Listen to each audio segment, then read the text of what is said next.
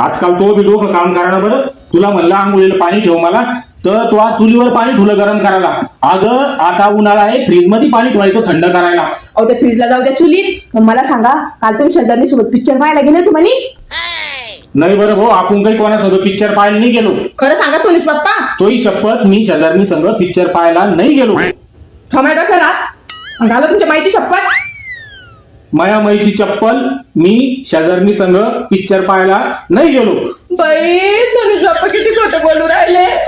तो माझ्यावर विश्वास नाही का? मी माईची चप्पल घालीन का बरं? अहो सोनीश बाप्पा, सोनूने शाळेत जाताना बसमधून तुम्हाला थिएटरमध्ये जाताना पाहिलं.